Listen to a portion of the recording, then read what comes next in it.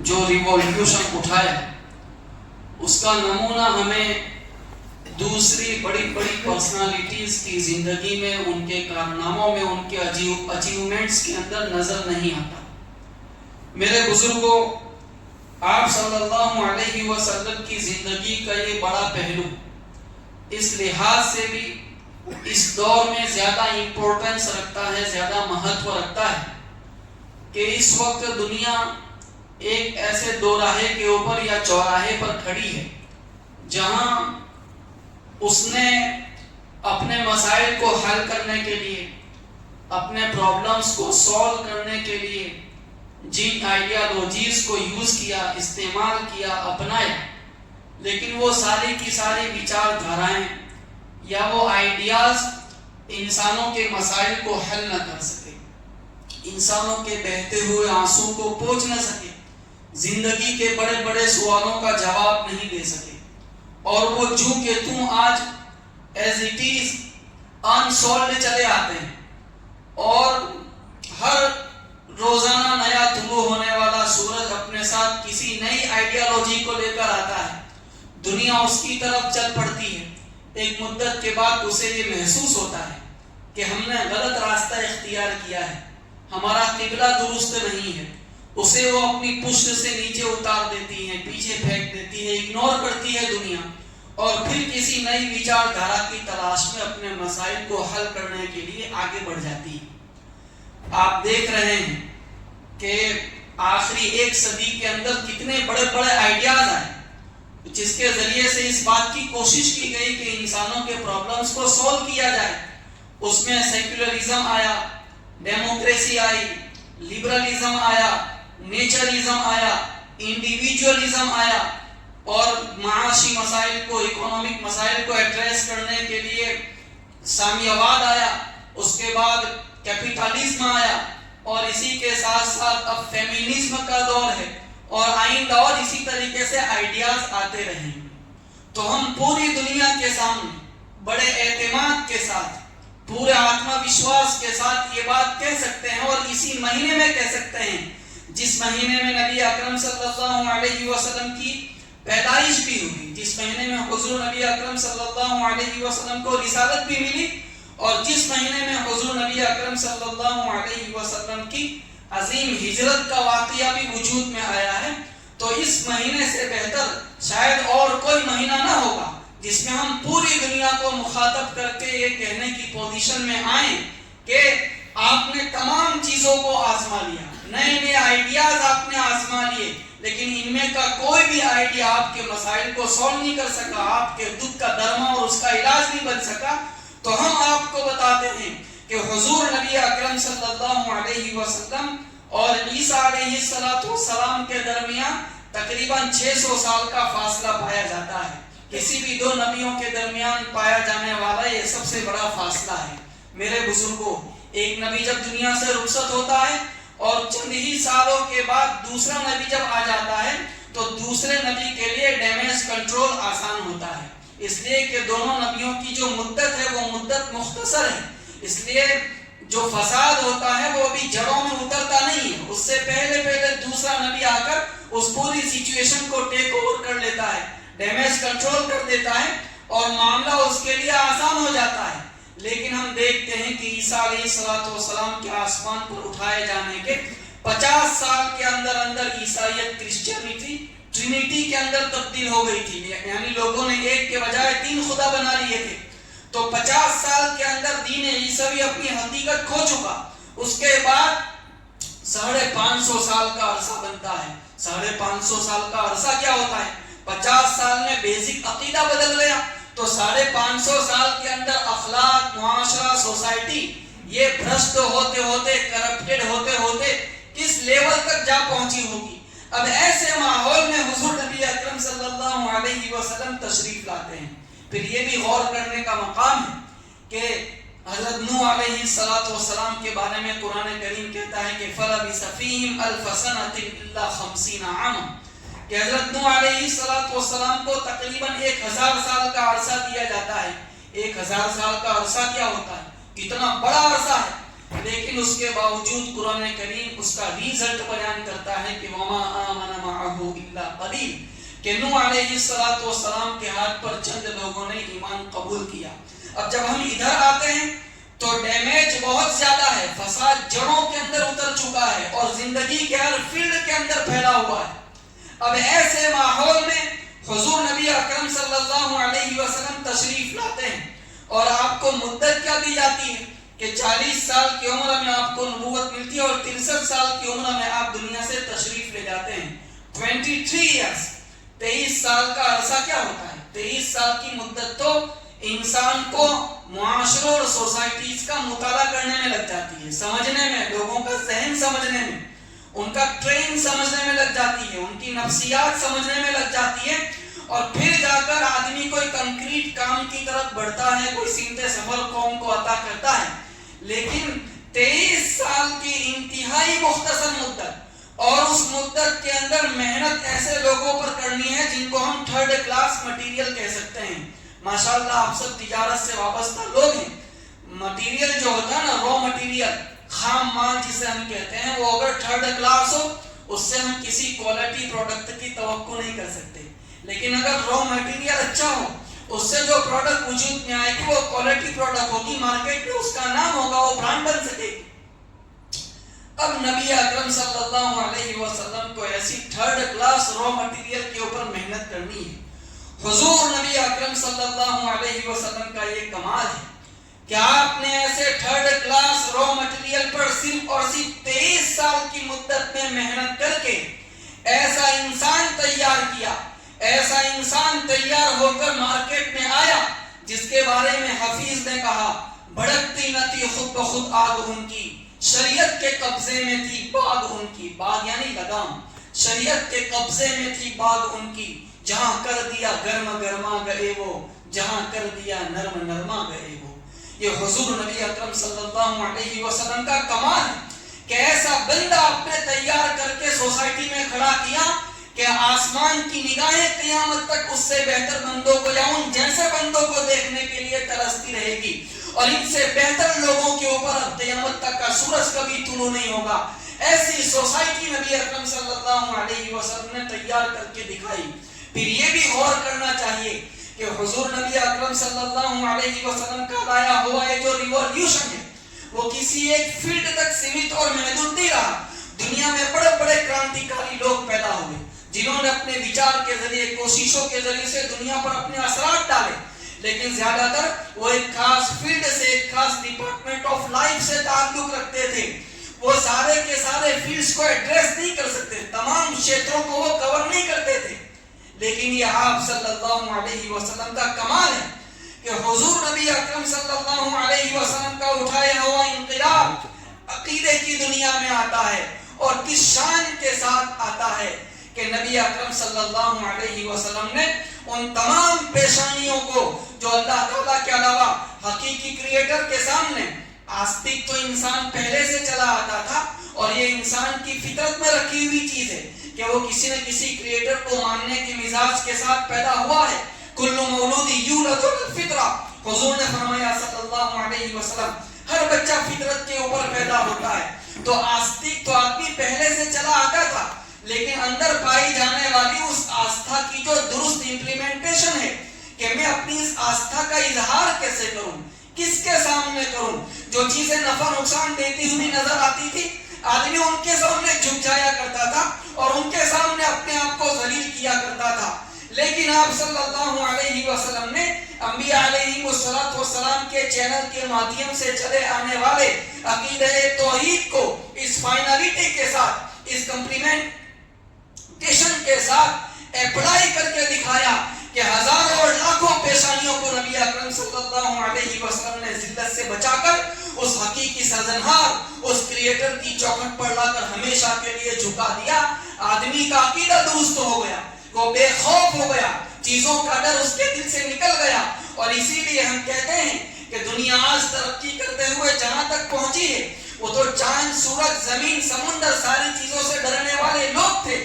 لیکن حضور کی زبان مبارک سے یہ اعلان کرایا گیا کہ هو الذی خلق لکم ما فی الارض جميعا، ان سب چیزوں کو اللہ تعالیٰ نے تمہاری خدمت کے لیے پیدا کیا ہے.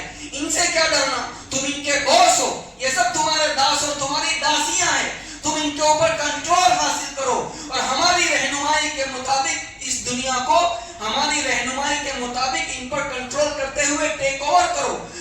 ہماری گائیڈنس کے مطابق اس دنیا کو چلاؤ. یہ سن کر انسان موٹیویٹ ہوا اور وہ چاند پر گیا, وہ منگل پر جانے کا پلان کر رہا ہے. اس نے زمین کو چیرا, اس کی دھات نکالی, اس کا پیٹرولیم نکالا, سمندر کو چیر کر اس کے موتی اور خزانے نکالے. ہم کہہ سکتے ہیں کہ دنیا ترقی کرتے ہوئے جہاں تک پہنچی ہے, حضور کا پیش کیا ہوا عقیدہ توحید نہ ہوتا, اس دنیا کی قسمت پہ یہ منزل آ نہیں سکتی تھی. یہ آپ صلی اللہ علیہ وسلم کا پوری دنیا کے اوپر احسان. میرے دوستو, نبی اکرم صلی اللہ علیہ وسلم ایک ایسے دور میں تشریف لائے کہ اس دور میں جب ہم سیاسی حالات کو دیکھتے ہیں تو ایک طرف روم تھا, ایران تھا, چین تھا, ہمارے بھارت کے اندر وہاں جو حکومتیں کام کرتی تھی وہ ساری کی ساری حکومتیں, وہاں کینگڈم تھا, بادشاہت تھی. تو ان بادشاہوں نے لوگوں کو یہ باور کرا رکھا تھا کہ ہم سب لوگ خدائی خاندان سے تعلق رکھنے والے لوگ ہیں, اس لیے حکومت کرنے کا جو اختیار ہے وہ صرف اور صرف ہم کو ہے. ہمارے علاوہ کسی دوسرے خاندان کو, کسی دوسرے فرد کو کرسی پر بیٹھنے کی اجازت نہیں ہے. یہ ہوا انہوں نے کھڑا کر رکھا تھا جس کی بنا پر ان کی پشتوں کی پشتیں حکومت کرتی رہتی تھی اور دوسرے بندے کے پاس حکومت کی چابیاں کبھی آتی نہیں تھی. بلکہ لوگوں نے اپنے طور پر یہ سمجھ رکھا تھا کہ بھئی یہ حکومت کرنا, اس کی کرسی تک پہنچنا اور کسی عہدے کو سنبھالنا یہ اپنے بس کا روگ نہیں ہے. یہ تو خدائی خاندان سے اپر لیول کے جو لوگ ہیں اس لیول کے لوگوں کا کام ہے, ہم تو گرے پڑے لوگ ہیں. اس ماحول میں آتے ہیں نبی اکرم صلی اللہ علیہ وسلم اور یہ اعلان کرتے ہیں, یا ایھا الناس انا خلقناکم من ذکر و انثی وجعلناکم شعوبا وقبائل لتعارفوا. اس اعلان کے ذریعے سے یہ بتایا جاتا ہے کہ نہیں, انسان ہونے کے ناطے سب کے سب برابر ہے, اس میں کوئی اونچ نیچ نہیں ہے. چاہے کوئی آدمی معاشرتی لحاظ سے کتنا ہی گرا پڑا کیوں نہ ہو, لیکن وہ بھی کرسی پر بیٹھ سکتا ہے. کرسی پر بیٹھنے کا جو ادھیکار ہے, جو اختیار ہے, وہ خاندان اور حسب و نسب کی بنا پر نہیں دیا جائے گا, وہ کیپیبلٹی کی بنیاد پر دیا جائے گا, وہ سمرتھتا کی بنیاد پر دیا جائے گا, وہ دیانتداری, عدل و انصاف کے تقاضوں کے اوپر دیا جائے گا. جو اس تقاضے پر اپنے آپ کو پورا اتار لے گا, حکومت کی کنجیاں اس کے حوالے کر دی جائے گی. یہ کنسیپٹ پیش کیا اور اس کے نتیجے میں ہم دیکھتے ہیں کہ اس دور کے غلاموں کی حیثیت اس زمانے میں جانوروں سے بھی بدتر تھی. آپ جانتے ہیں کہ روم و ایران کے اندر غلاموں کے ساتھ کیا سلوک ہوتا تھا. برتن ان کے ساتھ یہ کیا جاتا تھا کہ درندوں کے ساتھ ان کی فائٹ ہوتی تھی. درندے کے سامنے غلام کو کھڑا کر دیا جاتا تھا اور لوگ تماشا دیکھتے تھے, جیسے آج کرکٹ اسٹیڈیم کے اندر لوگ کھیل کا تماشا دیکھنے کے لیے آتے ہیں. ایسے اسٹیڈیمز بنے ہوئے تھے, اس میں غلام کو درندے کے سامنے کھڑا کر دیا جاتا اور کہا جاتا کہ اس درندے کے ساتھ فائٹ کرو, اگر تم جیت گئے تو تم آزاد, اور اگر تم ہار گئے, درندہ تم پر غالب آ گیا تو تمہاری قسمت. بیچارہ آزادی کی ہوس میں کبھی کبھی درندے کا شکار ہو کر قید زندگی ہی سے آزاد ہو جاتا تھا, مر جاتا تھا. اس سچویشن میں لوگ زندگی گزارے, ایسے غلام. لیکن ہم دیکھتے ہیں, آپ اس دور کی تاریخ اٹھائیں کہ اسلام جن جن علاقوں کے اندر گیا, ان علاقوں میں بڑے بڑے قاضی کون ہیں, ان علاقوں میں بڑے بڑے محدث کون بنے, ان علاقوں کے اندر بڑے بڑے مفسر کون ہیں, ان علاقوں کے اندر گورنر کون بنے. ہم دیکھتے ہیں کہ ان میں بہت سے ایسے ہیں, یا تو وہ خود کسی زمانے میں غلام تھے یا وہ غلاموں کی اولاد تھی. ایک گرے پڑے انسان کو اس مقام و منصب تک کس نے پہنچایا؟ آج دنیا ڈیموکریسی کی بات کرتی ہے, لوک شاہی کی بات کرتی ہے, کہتی ہے کہ سیکولرزم آیا اور سیکولرزم کے ذریعے سے انسانوں کو حقوق دیے گئے. ہم بڑے اعتماد کے ساتھ کہنا چاہتے ہیں کہ آج جن خوبصورت الفاظ کے ساتھ تم اپنے کارناموں کے ڈھیلونے پیٹتے ہو, اللہ کا شکر ہے کہ ہمارے پیغمبر صلی اللہ علیہ وسلم 1400 سال پہلے اس کام سے فارغ ہو چکے تھے. یہ ہمارے پیغمبر کی چھوڑی ہوئی منزلیں ہیں جن تک آج تم کو 1400 سال کے بعد رسائی نصیب ہوگی. یہ منہ اور مسور کی داد, ان کی حیثیت کیا ہے کہ آپ صلی اللہ علیہ وسلم کے کسی کارنامے کے سامنے اپنی بڑی سے بڑی آئیڈیالوجی کو لا سکے. میرے دوستو, اس دنیا میں ایسا دور بھی دیکھا ہے, خاص طور پر ہمارے ملک کے اندر دیکھا ہے. جہاں دینی علم حاصل کرنا یہ بھی ایک خاص ورگ کے ساتھ مختص یعنی اسپیسیفائڈ کر دیا گیا تھا. یہاں جو ورگیکرن ہے برہم شتریہ ویشیہ اور شودر کا، تو سب کے کام تقسیم تھے کہ دینی علم ریلیجیس نالج حاصل کرنے کا اختیار کس کو ہوگا، تو کہا جاتا تھا کہ وہ صرف اور صرف برہمن کو ہوگا، باقی 3 برادریوں کو یہ اختیار نہیں ہوگا. یہاں تک کہ منوسمرتی اٹھا کر دیکھ لیجیے، اس میں یہ ہے کہ اگر کسی شودر کے کان میں کوئی شلوک پڑ جائے تو اس کے کان میں پگھلایا ہوا سیسا ڈالا جائے. کیوں؟ کیونکہ علم حاصل کرنے کا اختیار اس کو نہیں ہے، وہ ایک خاص طبقے کو ہے، اور اسی کے ذریعے سے انہوں نے اپنی مذہبی ڈھونس جما رکھی تھی اور ریلیجین کو ایک بزنس بنا لیا تھا، اور دوسرے لوگوں کے لیے علم کے دروازے بند کر رکھے تھے. دھارمک بڑے بڑے منصبوں کے اوپر یہی لوگ بیٹھا کرتے تھے. میرے بزرگوں، یہ بھی نبی اکرم صلی اللہ علیہ وسلم کا ریولیوشنری کارنامہ ہے کہ آپ تشریف لائے اور آپ نے فرمایا کہ طلب العلم فریضۃ علی کل مسلم و مسلمۃ. آپ کی زبان مبارک سے اعلان کرایا گیا، اقرأ باسم ربک الذی خلق، پڑھو اس رب کے نام سے جس نے پیدا کیا. اور اس کو اسپیسیفائڈ نہیں کیا کہ یہ ورگ پڑھ سکتا ہے یہ نہیں پڑھ سکتا. اسی کے نتیجے میں ہم دیکھتے ہیں کہ غلاموں کے بیٹے بڑے بڑے شہروں کے محدث عرب جو اپنے آپ کو بڑا سمجھتے تھے، دوسروں کو حقیر سمجھتے تھے، لیکن یہ حضور کا کارنامہ ہے کہ آج مدرسوں کے اندر جو کتابیں پڑھائی جاتی ہے، جو 6 کتابیں خاص طور پر آخری سال پڑھائی جاتی ہے، جس کے پڑھے بغیر کوئی عالم نہیں بنتا، بخاری، مسلم، ترمذی شریف، ابو داؤد شریف، ابن ماجہ، نسائی، یہ 6 کی 6 کتابوں کے جو آتھر ہیں، مصنف ہے، آپ حیران ہوں گے ان میں کا ایک بھی عربی نہیں ہے، سارے کے سارے عجمی لوگ ہیں. یہ کمال ہے نبی اکرم صلی اللہ علیہ وسلم کا کہ آپ نے علم کو اتنا جنرلائز کیا کہ وہ ہر بندے کی میراث بن سکے، ہر بندہ اس میدان میں اتر کے اپنے آپ کو اس قابل بنا سکے کہ وہ لوگوں کو لیڈ کر سکے، لوگوں کی رہنمائی کر سکے، خود ایک روشنی کا مینار بن کر ہزاروں انسانوں کی ہدایت اور گائیڈنس کا ذریعہ بن سکے. اسی لیے ہم دیکھتے ہیں کہ جب امام مصلی کے اوپر کھڑا ہوتا ہے، کوئی نہیں پوچھتا ہم میں سے کہ اس کا کاسٹ کون سا ہے. یہ چیزیں ہمیں معمولی نظر آتی ہیں، لیکن جب ہم کسی دوسرے ریلیجین کے کانٹراسٹ میں اس کو دیکھتے ہیں، تلنا میں اس کو دیکھتے ہیں، تب جا کر ہمیں پتا چلتا ہے کہ یہ حضور کے کتنے بڑے بڑے کارنامے ہیں. اور یہ سارے کارنامے نبی اکرم صلی اللہ علیہ وسلم نے ایک دو سینٹنس کے ذریعے سے پیدا کر کے دکھا دیے. یہ اور بڑا کمال ہے. نبی اکرم صلی اللہ علیہ وسلم نے ارشاد فرمایا کہ اوتیت جوامع الکلم، کہ مجھے جوامع الکلم عطا کیے گئے. جوامع الکلم کیا ہے؟ گاگرما ساگر، یعنی ایک چھوٹا سا سینٹنس آپ ارشاد فرماتے ہیں لیکن وہ اتنا وائڈ ہوتا ہے، اس میں اتنی بشارتہ ہوتی ہے کہ دنیا کے بڑے بڑے مسائل کی گتھیاں اسی ایک سینٹنس کے ذریعے سے سلجھتی چلی جاتی ہیں. یہ آپ صلی اللہ علیہ وسلم کا میرے بزرگوں کمال ہے. تو آج کوئی نہیں پوچھتا کہ امام صاحب جو نماز پڑھا رہے ہیں وہ کس کاسٹ سے تعلق رکھتے ہیں. اچھا ہے تو لوور کاسٹ سے تعلق رکھتے ہیں، ہم اس امام کے پیچھے نماز نہیں پڑھ سکتے. کوئی بندہ نہیں پوچھتا. اور کیوں نہیں پوچھتا؟ یہ میرے آقا صلی اللہ علیہ وسلم کا احسان ہے کہ آپ نے علم کو کسی خاص کاسٹ کی جاگیر نہیں بننے دیا. میرے بزرگوں، میں آپ کی خدمت میں کیا عرض کروں.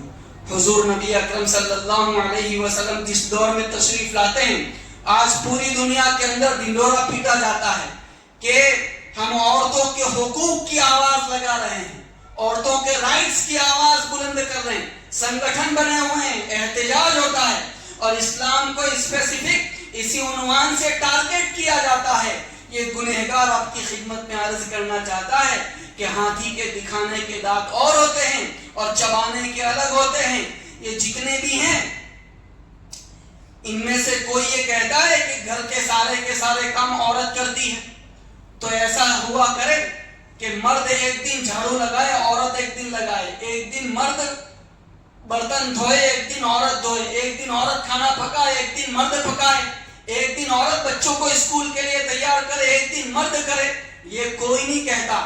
لیکن یہ سب کہتے ہیں کہ مرد جب کما رہا ہے تو عورت بھی جا کر کمائے، وہ اس کے کاندھے کے ساتھ کاندھا ملا کر مارکیٹ میں اترے، میدان میں اترے، وہ زندگی کے ہر فیلڈ میں مرد کی برابری کرے، یہ تو وہ کہتے ہیں۔ اور اس لیے کہتے ہیں تاکہ عورتوں کے کمانے کی ذمہ داری ہمارے اوپر نہ رہے۔ عورت کبھی پیسے مانگتی ہے، مرد کی طرف سے جواب دیا جاتا ہے کہ تم بھی تو کماتی ہو، تم اپنے پاکٹ منی سے خود خرچ کرو جو تم کماتی ہو، تمہاری ارننگ تمہیں مبارک۔ یہ کہہ کر مرد نے اپنے بوجھ کو تو ہلکا کر لیا، لیکن عورت کا بوجھ ہلکا نہیں ہوا۔ میں پھر کہوں گا کہ یہ آواز تو عورتوں کے حقوق کی لگاتے ہیں، لیکن میرے دوستو عورتوں کے حقوق کس نے ادا کیے؟ نبی اکرم صلی اللہ علیہ وسلم نے جو تصور پیش کیا، جو آئیڈیالوجی پیش کی، جو وحی کی روشنی میں پیش کی، وہ یہ کہ عورت چاہے کتنی ہی مالدار کیوں نہ ہو، کھرب پتی کی لڑکی کیوں نہ ہو، لیکن اس کو پالنے پوسنے، اس کی پرورش کی ذمہ داری شادی کے بعد اس کے شوہر کی ہوگی۔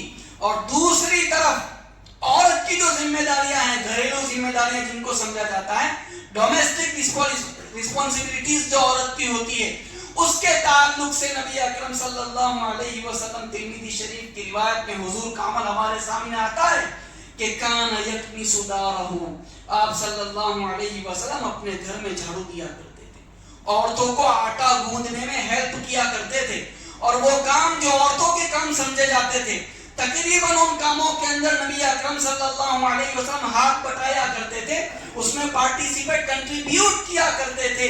ہم پوچھنا چاہتے ہیں کہ بتاؤ ان عورتوں کو ان کا حقیقی مقام کس نے دلایا، ان کا بوجھ کم کس نے کیا؟ اس زمانے میں عرب یہ کہتے تھے کہ میراث میں حصہ اسی کو ملے گا جو میدان میں جا کر قبیلے کی حفاظت کرے گا۔ بچے میدان میں لڑ نہیں سکتے تھے، بوڑھے میدان میں لڑ نہیں سکتے تھے، عورتیں میدان میں جا کر لڑ نہیں سکتی تھی، اس لیے کوئی ایکسپائر ہو جاتا، اس کی جو میراث تھی وہ میراث صرف اور صرف اس کے جوان بیٹوں کو ملتی تھی، اس کے علاوہ کسی کو نہیں ملتی تھی۔ قرآن کریم آیا، حضور نبی اکرم صلی اللہ علیہ وسلم کی زبان مبارک سے یہ اعلان کرایا گیا، للذکر مثل حظ الانثیین، کہ عورت کا بھی باپ کے چھوڑے ہوئے مال میں سے حصہ ہے، جس طریقے سے بیٹے کا حصہ ہے۔ یہاں تک کہ باپ اگر ایک چمچ چھوڑ کر جاتا ہے، اس ایک چمچ کے اندر بھی بیٹی کا حصہ ہے، جس طریقے سے بیٹے کا حصہ ہے۔ اور اس کو پتھر کی لکیر بنا دیا گیا، یعنی قرآن کریم کی آیت بنا دیا گیا۔ اب کسی مائی کے لال کو قیامت تک یہ جرأت نہیں ہو سکے گی کہ عورتوں کو ان کے حق کے میراث سے محروم کر سکے۔ اس کے خلاف اگر کوئی کرٹیسائز بھی کرے گا، قرآن کریم کی آیت کا منکر ہونے کی وجہ سے اس کے ایمان کے لالے پڑ جائیں۔ یہ احسان ہے حضور نبی اکرم صلی اللہ علیہ وسلم۔ لوگوں کو اپنی دینداری کا بڑا ہوا سوار تھا۔ آپ نے فرمایا کہ اچھا کون دیندار ہے، اللہ کے نزدیک کون محبوب ہے؟ نبی اللہ تبارک و تعالیٰ کے نزدیک سروشریشٹھ کون ہے؟ وہ جس کا حج زیادہ ہے، جس کے عمریں زیادہ ہے، جو زیادہ خرچ کرتا ہے، جو زیادہ تسبیح گھماتا ہے۔ کون سروشریشٹھ ہے؟ آپ نے فرمایا خیرکم خیرکم لأہلہ وانا خیرکم لأہلی، تم میں سب سے بہتر وہ ہے جو اپنے گھر کی عورتوں کے ساتھ اچھا سلوک کرنے والا ہے، اور اے لوگو میں تم سب کے مقابلے میں اپنے گھر کی عورتوں کے ساتھ بہترین سلوک کرنے والا۔ یعنی اللہ کے نزدیک محبوب ہونے کا معیار عورتوں کے ساتھ سلوک کو بنا دیا کہ خدا کی بارگاہ میں اچھے جچنا چاہتے ہو، دکھنا چاہتے ہو، جاؤ ہوم منسٹر سے سرٹیفکیٹ لے کر آؤ۔ جب کسی کی بیوی کہے گی کہ میرا آدمی اچھا آدمی ہے، تب اللہ تعالیٰ کی نگاہ میں اچھے سمجھے جاؤ۔ اس تعلیم کا نتیجہ تو دیکھیں۔ اسی مسجد میں یہ گنہگار آپ کی خدمت میں کسی موقع سے عرض کر چکا ہے کہ ڈاکٹر عبدالحی صاحب رحمۃ اللہ علیہ، ان کی بیوی کہتی ہے، آخری دور کے آدمی حضرت تھانوی رحمۃ اللہ علیہ کے خلیفہ تھے، ان کی بیوی کہتی ہے کہ ڈاکٹر صاحب نے میرے ساتھ فیملی لائف کے 50 سال سے زیادہ عرصہ گزارا۔ کہتی ہیں کہ 50 سال کے اندر ڈاکٹر صاحب نے کبھی میرے ساتھ غصے کے اندر بات نہیں کی۔ سوچیں میرے دوست، 50 سال میں کبھی غصے میں بات نہیں کی۔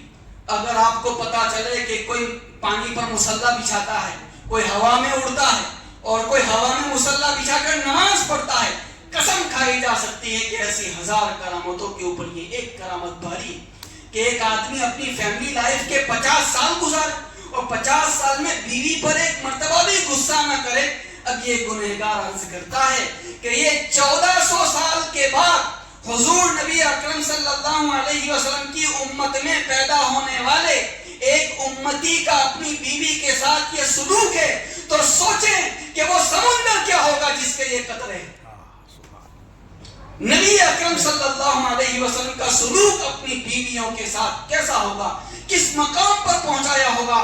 آپ نے فرمایا کہ الساعی علی الارملۃ والمسکین کالمجاہد فی سبیل اللہ, کسی بیوہ عورت کے کام کے لیے دوڑ دھوپ کرنے والا ایسا ہے جیسے سردھڑ کی بازی لگا کر اللہ تعالیٰ کے راستے میں جہاد کرنے والا. کہاں پہنچا دیا اور کس کے احترام میں پہنچایا؟ اس بیوہ عورت کے احترام میں پہنچایا. یہ نبی اکرم صلی اللہ علیہ وسلم کے اٹھائے ہوئے ریولیوشنز کے چند کی پوائنٹ ہے کہ آپ کا اٹھایا ہوا انقلاب عقیدے کی دنیا میں آیا, سیاست کی دنیا میں آیا, عبادت کی دنیا میں آیا, سوشل لائف کے اندر آیا. 3 بڑے بڑے مسائل ایسے ہیں جو آج تک انسانوں سے حل نہیں ہو سکے. نمبر 1 ریاست اور فرد, ان دونوں کے درمیان جو ریلیشن شپ ہے وہ کیسی ہونی چاہیے. نمبر 2 پیسہ اور محنت, ان دونوں کے درمیان تعلق کو بیلنس کس طریقے سے کیا جائے. نمبر 3 مرد اور عورت کے درمیان پائے جانے والے تعلق کو کس طریقے سے بیلنس کیا جائے. ان 3 میجر مسائل کو حل کرنے کے لیے بڑی بڑی تھیوریز وجود میں آئی ہے. ہم کہہ سکتے ہیں پورے آتم وشواس کے ساتھ کہ حضور نبی اکرم صلی اللہ علیہ وسلم نے اتنے بڑے بڑے مسائل کو چند سینٹنس کے اندر ایڈریس کر کے ہمیشہ کے لیے حل کر دیا. اس لیے ہم پوری دنیا کے سامنے یہ بات کہنا چاہتے ہیں کہ تم نے سب آزما لیا, آؤ حضور نبی اکرم صلی اللہ علیہ وسلم کے پیش کیے ہوئے سسٹم آف لائف کو آزما کر دکھا دو. لیکن بات یہ ہے کہ ہمیں اس کے لیے کوئی نمونہ اپنی طرف سے پیش کرنا پڑے گا, کیونکہ اگر ہم درست ریپریزنٹیٹیو نہیں بنیں گے نبی اکرم صلی اللہ علیہ وسلم کے, تو دنیا یہ سمجھتی رہے گی کہ ان کے پاس دنیا کو دینے کے لیے کچھ نہیں ہے. ہمارے پاس سب کچھ ہے لیکن وہ ہماری بغل میں ہے, وہ ہمارے دامن میں ہے, اس کا امپلیمنٹیشن ہماری پریکٹیکل لائف میں نہیں ہوا, جس کے نتیجے میں آج دنیا کا اکثر حصہ حضور نبی اکرم صلی اللہ علیہ وسلم کی تعلیمات کے بارے میں, آپ کے ریولیوشنری کارناموں کے بارے میں اب تک بدگمانی کا شکار چلا آتا ہے. ربیع الاول کا مہینہ مجھ سے اور آپ سے اس بات کا تقاضا کرتا ہے کہ ہم واقعی معنی میں نبی اکرم صلی اللہ علیہ وسلم کے ایسے ریپریزنٹیٹیو بن کر سامنے آئیں کہ میری آپ کی زندگی کے آئینے میں انہیں نبی اکرم صلی اللہ علیہ وسلم کی زندگی کی ہلکی سی جھلک نظر آئے, تاکہ ہم دنیا سے کہہ سکیں کہ ادھر آؤ تمہاری زلف ہم آراستہ کر دیں, جو گیسو ہم سواریں گے کبھی برہم نہیں ہوں گے. یہ بڑے دعوے کے ساتھ ہم پوری دنیا کے سامنے کہہ سکتے ہیں. اللہ تعالی ہم سب کو یہ نصیب فرمائے اور حضور نبی اکرم صلی اللہ علیہ وسلم کا عملی اعتبار سے ہمیشہ غلام بے دام بنا رہنا ہمارے مقدر میں فرمائے. آمین یا رب العالمین. وآخر دعوانا الحمدللہ.